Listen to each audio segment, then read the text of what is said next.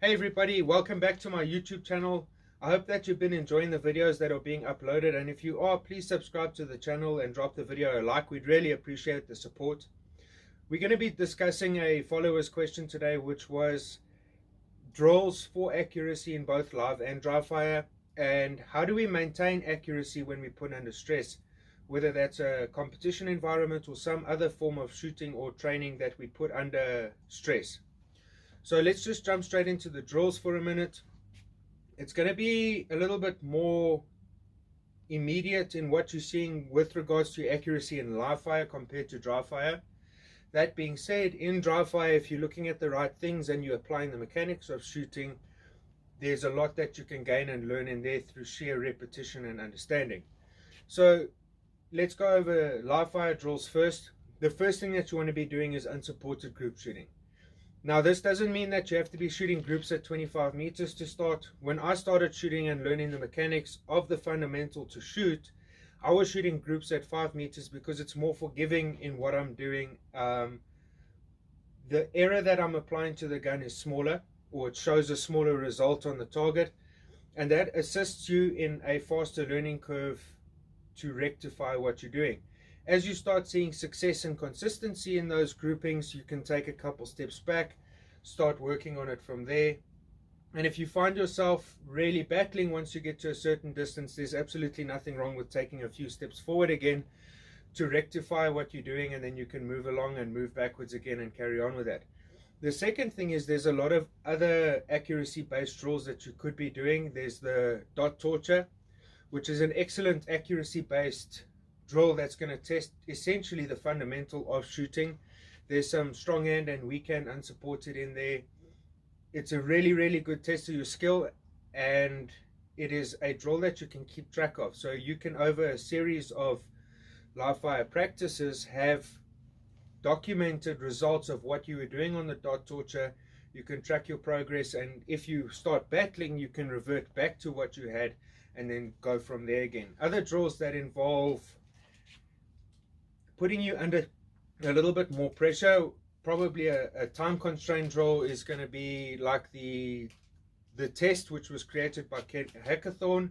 That's a very good drill. And then you've got something like the Ben Stoeger dots drill, which is 6 dots on a piece of paper, and then at a certain distance you have to draw and fire 6 shots into one circle within a specified part time.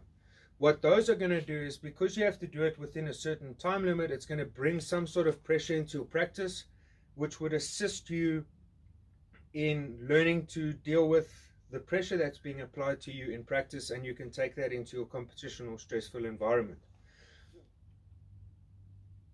The great thing with those drills as well is, if you're at a point now where you're fairly new and you're learning the ropes and the mechanics of shooting, you don't have to apply the part-time. You can just work through those and make sure that you're working on the accuracy side of things. Are you scoring correctly? How are you applying the fundamentals or the mechanics of shooting, and what is the result thereof? Once again, with those, is you can keep a great record of what you've been doing over a longer period of time. You can revert back to it, and you can track the progress and gains that you've been getting in your shooting.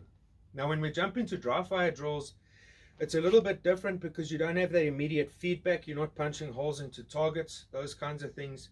But what you can be doing is working on the fundamentals, the mechanics rather, of shooting. So those would be things like your stance, grip, where you're placing your trigger finger on the trigger, how you're manipulating the trigger, sight alignment, all those kinds of things. And you can work on that slowly and progress those mechanics to the point where they start becoming more and more subconscious. In other words, you don't have to consciously say, am I standing correctly? Am I gripping the pistol correctly? All of those kinds of things start to happen more and more naturally, to a point where you don't have to consciously think about it. And when you get there, it will be a case of, when you stand ready to shoot, you'll be in the correct stance. And when you draw the pistol to an acceptable sight picture and you're shooting, you have that down to a point where that's a skill. It's not a series of mechanics that make that skill that you're working through. They all start to happen automatically. Now, if we go into the other side of things of maintaining accuracy when we're under stress in competition, for example, when we fairly new or inexperienced, it's pointless trying to run if we're not sure how to walk yet. So For me, I know that when I was new in the sport, going to a match was a fairly stressful thing. Even though it was good fun, we put quite a bit of pressure on ourselves because in reality, we actually don't know what we're doing or why we're doing it yet. We're going there and we know how to apply the rules of the game and be safe, hopefully. And once we've got that, we can participate in the sport a little bit better. And I think what often happens is that pressure of going to the match and possibly making unsafe mistakes and those kinds of things creep in. And that's where we start feeling that pressure. And that's where our accuracy drops. It's because we're thinking about everything else. And if we're at a point where we understand the safety rules and we can be safe within the competition environment, then there's no reason for us to necessarily stress about that consciously. So when you go to the matches, you're probably still in a position where you need to be learning how to hit the targets. You're learning those mechanics. You want to hit the target. So if you decide before you go to the match that your primary goal is to hit the targets, that's what needs to occupy your mind while you're at the match. And when you start feeling pressure and those kinds of things creeping in, revert back to that and say, okay, I'm here to hit the targets. And what would really help is if you had someone that you have some confidence in and trust, you can talk to them about it and find out how those things are going. Tell them what you're feeling, let them help you work through it. But ultimately, if you decide that you're going to go hit the targets, you've therefore defined that's what you want to do. And as long as you're safe about it, you shouldn't have any problems and you'll start having better success, especially if you start bringing in the test by Ken Hackathorn and those sort of drills where there's a part time that you have to meet. In other words, there's a certain speed at which you have to shoot. You're bringing some pressure into your practice, which is then going to help you cope with those pressures a bit better as you develop and grow and get some gains in your shooting.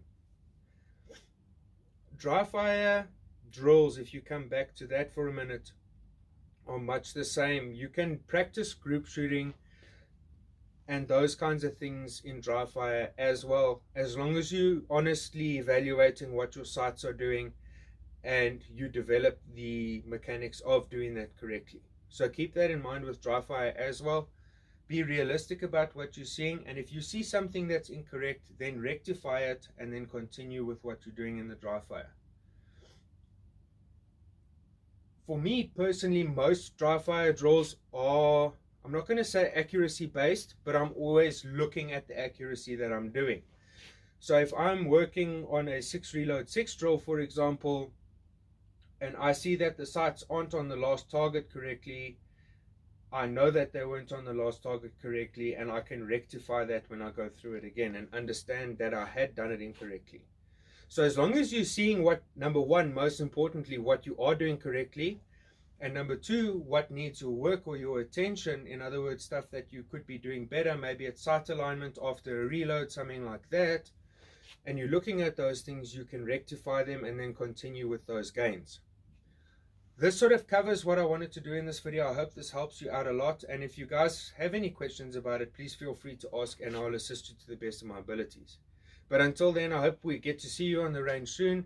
Stay safe, have fun, chat later. Cheers.